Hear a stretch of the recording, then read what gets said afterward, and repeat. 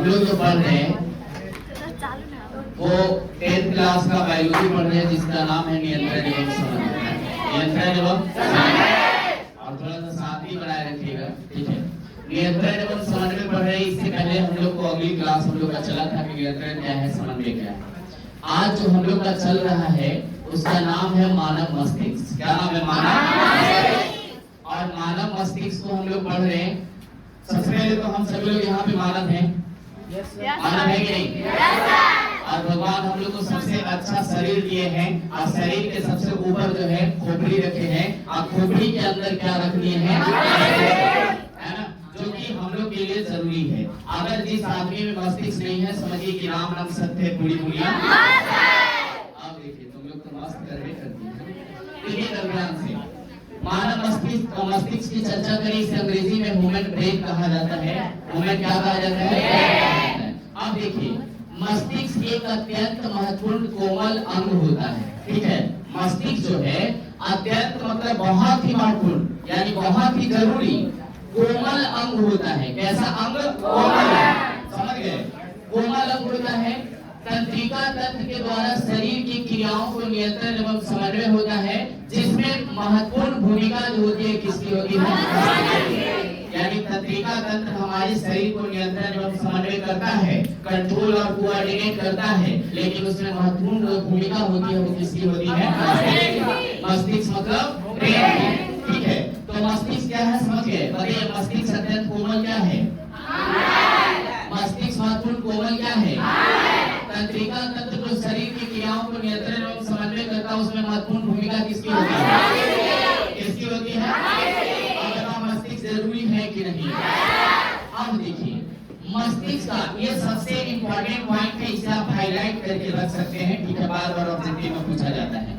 मस्तिष्क का औसत आयतन, मस्तिष्क का औसत आयतन 1650 ml होता है। 1650 ml आयतन अपने समझते हैं।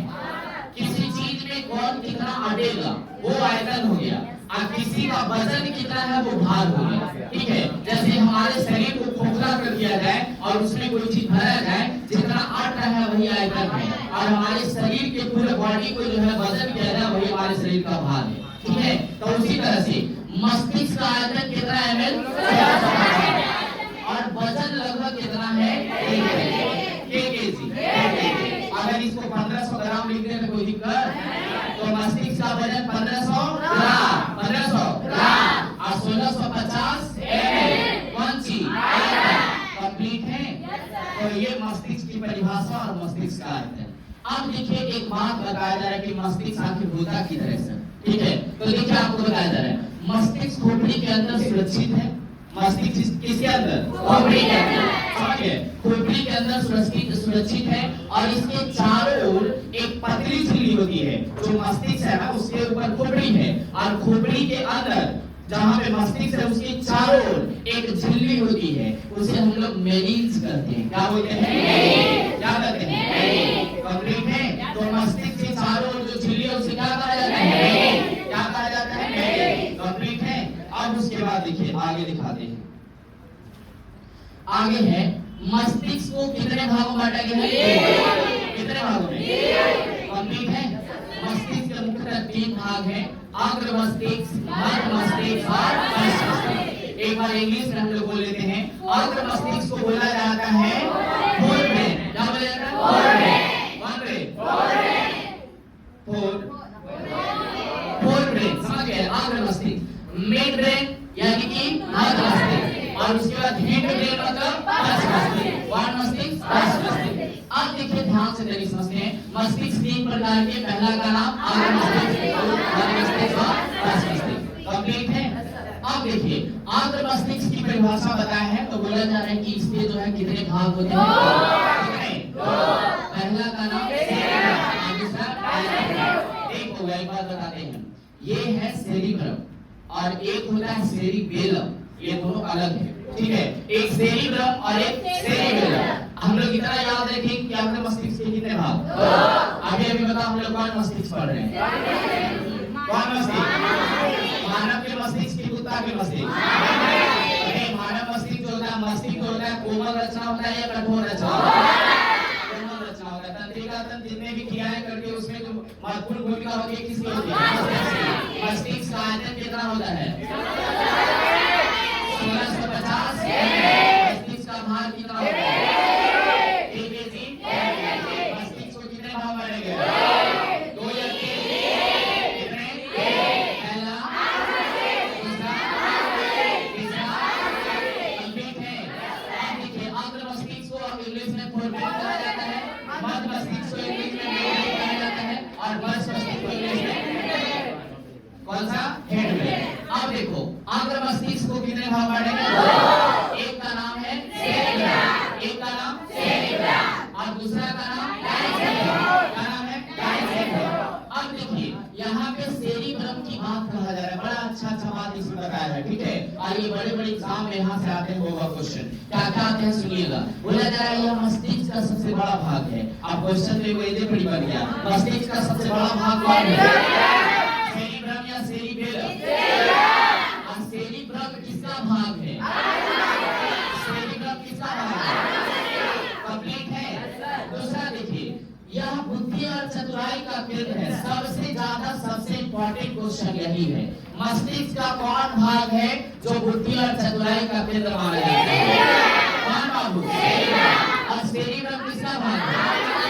आगे बुद्धि और किसका केंद्र है? बुद्धि और चतुराई का। उसके बाद यह मस्तिष्क का अत्यंत महत्वपूर्ण क्या है? कौन है बाबू? सेरिब्रम। अब देखिए बोलिए लसन सेरिब्रम का कार्य क्या है कि नहीं? तो देखिए सेरिब्रम का कार्य क्या है कहीं समझिएगा। बोला जा रहा है कि किसी भी बात को सोचने और समझने की क्या होती है? जैसे अभी मैं पढ़ा रहा हूँ तो यहाँ पे आपको सोचने और समझने की शक्ति होनी चाहिए। तो ये कौन सा दिमाग काम कर रहा है? कौन सा? समझ गए? तो ये सोचने और समझने की शक्ति प्रदान करता है। स्मरण शक्ति इसमें होती है, स्मरण मतलब याददाश्त रखने की शक्ति, ठीक है। और उसके बाद घृणा, प्रेम, डरना, खुशी, ये सब का अनुभव कौन कराता है? घृणा माने समझते हैं ना, जो बोलते हैं आई हेट यू, है ना। अच्छा प्रेम माने समझते हैं ना, जो बोलते हैं आई लव यू, ठीक है।